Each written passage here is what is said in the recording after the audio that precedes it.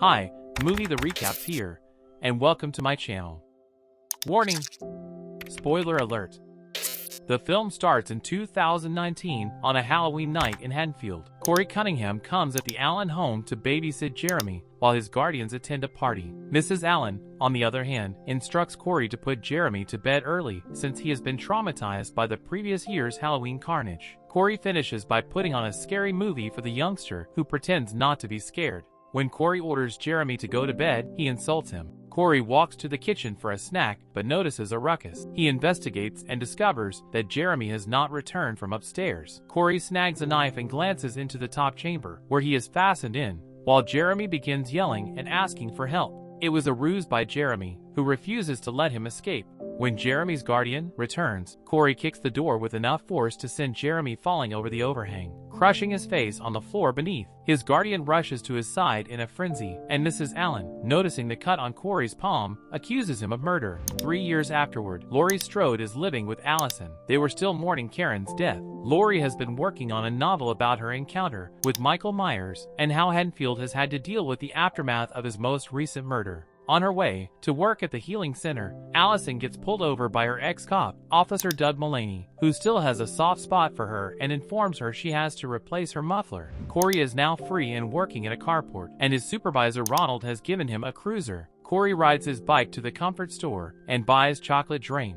On his way out, he is attracted closer by 4 children, Terry, Billy, Stacy, and Margot, who want him to buy them brew. Corey falls, and the kids immediately know him as the crazy babysitter. Terry criticizes Corey, forcing him to become enraged enough to break the drain bottle in his palm, creating a deep cut. Terry knocks him down because the drain got on him. Farrah's Laurie arrives and instructs the teens on how to fight it. Laurie helps Corey get to his feet and offers him a cut to slit the tires on Terry's automobile. Laurie then drives Corey to the clinic, where Allison treats the wound on his hand. Corey thumps his gear over by chance in Dr. Mathis' office, prompting Mathis to chastise Allison for not cleaning up. Corey comments that she shouldn't allow Mathis talk to her like way, and he observes he works at a carport, so he goes to Allison's car and repairs her problem. Allison enjoys Corey and invites him to go out with her. Both Laurie and Lindsay Wallace inspire her at home to pursue a contemporary sentiment. Corey has shown up at home, living with his mother Joan, who appears to be dating Ronald. She treats Corey like a child and is overly protective of him when everyone in town accuses him of being a child killer. He goes to work and tries to show Allison how to ride his bike, while also noting Terry coming up with his father to urge his automobile settled. Laurie visits the general store, where she meets Frank. They appear coquettish toward one another, showing a common interest. On her way out, Laurie is confronted by a lady linked to Sandra, who survived Michael's assault but was left stunned because he placed a light through her throat, and she had to watch her spouse be slaughtered. And the lady blames Laurie for luring Michael back to terrify the village. Allison invites Corey to a Halloween party, where he wears a scarecrow veil and appears to be having a good time. He removes the veil and walks over to the bar, where Mrs. Allen notices him. She is intoxicated and fiercely accepts that he purposefully killed Jeremy, leading Corey to flee. Allison tries to talk to Corey, but he walks off since Allison wasn't making a difference by putting him out there with everyone who views him as an executioner. As Corey travels home, he is noticed by Terry and his friends, who continue to harass him. When Corey attempts to walk away, Terry and Billy refuse. Corey cracks and says Terry's father despises him based on how he was speaking to him at the carport. Terry and Billy throw Corey over the bridge, where he falls unaware. Within the shadows, an unnoticed stranger takes Corey into the sewers. Corey awakens in the sewers and attempts to find a way out as Michael attempts to sever his throat. As Corey struggles to free himself, Michael looks at his eyes and deduces that Corey has slain recently, so he lets him go. When Corey emerges, a homeless guy approaches him with a cut and instructs him to return to the sewer and get Michael's cover. Corey fights the homeless guy and wounds him till he dies. Corey goes to Allison's residence to find her and asks her to link him. He then brings her to the surrendered Allen house, where he explains what happened to Jeremy. Go out to eat at that point, where Allison is drawn closer by Doug, driving to Corey about getting into it with him till Doug returns with his pals. Meanwhile, Laurie is concerned about them spending time together since she believes she saw Michael in Corey's eyes, so she goes to his house to talk to Joan. Despite expressing sympathy, Joan and Super Bowl Laurie said that Haddonfield chose her kid to be their next boogeyman when Michael fled. Corey sends Allison off at home, where they have their first kiss. He rides his bike alone and is followed by Doug in his automobile. Corey returns beneath the bridge to the sewer, where Doug discovers the body of a homeless guy. Corey antagonizes Doug and convinces him to follow him into the sewer. Corey attempts to butcher Doug with aid from Michael, who is currently noticeably weaker, and need Corey to hold Doug down, as he repeatedly dives his cut into Doug's torso. Corey then returns to Allison's residence, where they have intercourse.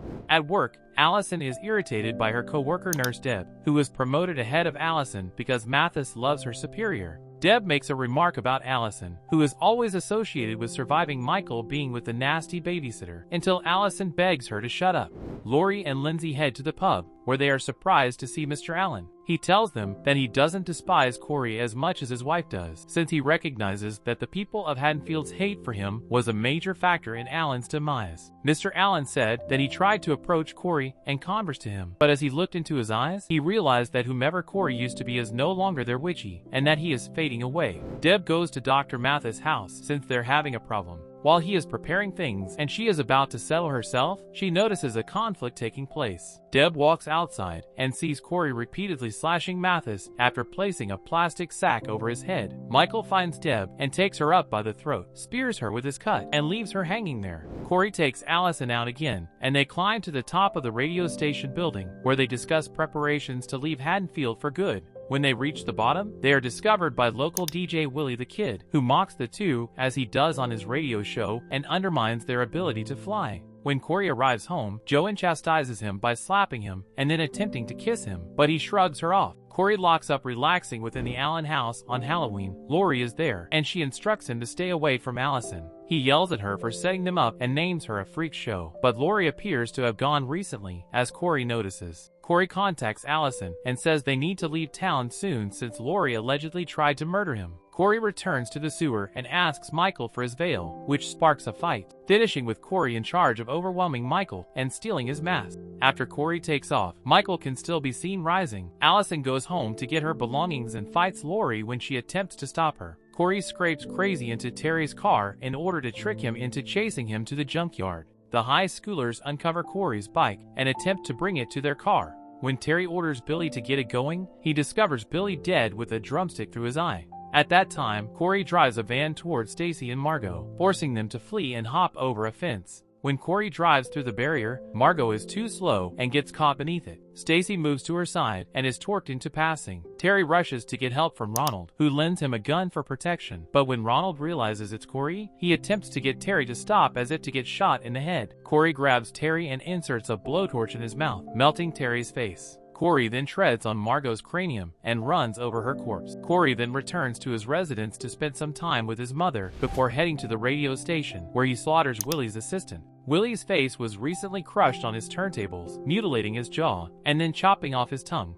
Allison attempts to meet Corey where he instructed her to go, but he does not present and does not respond to his phone. Laurie attempts to contact Allison, but is unable. She then dials 911 and reports a suicide. Laurie then grabs a weapon and arrives ready to murder herself. As Corey climbs the steps to her house, he hears gunfire and a splatter and realizes it's a Farrah pumpkin. Laurie anticipates this and shoots Corey, forcing him to fall down the steps. Realizing he will be exposed, Corey cuts himself in the jugular. Laurie proceeds to drag the cutout fair as Allison arrives, making it appear as though Laurie murdered Corey. As Laurie attempts to clarify, Allison screams and flees. Michael arrives minutes later and steals his cover off Corey, who is still alive. Michael takes his head and snaps his neck, murdering Corey for great. As far as Allison is leaving, she receives a call from the police, who report the suicide, and she knows what is going on. Laurie and Michael then begin their last confrontation, with Michael throwing Laurie all over the place and then attempting to stick her hand in a running garbage transfer. Laurie oversees to grip Michael's cut and thrust his hand onto the kitchen counter. She grabs another cut and rams it through his other hand before pushing the ice chest down to stick his legs. Laurie removes Michael's veil to reveal a big C at his face, recognizing him not as the boogeyman but as a regular man. She opens Michael's neck, but he attempts one more attack. Recently, Allison comes and makes a difference, Laurie finally putting an end to her adversary by opening Michael's wrist. As Hawkins and the rest of the cops arrive, they get a good look at Michael's body and request that the cops send in caution. The whole community of Haddonfield gathers and follows Laurie, Allison, and the cops to the junkyard. They throw Michael's body into a compactor, ensuring that he will never return and thus putting an end to the town's horror.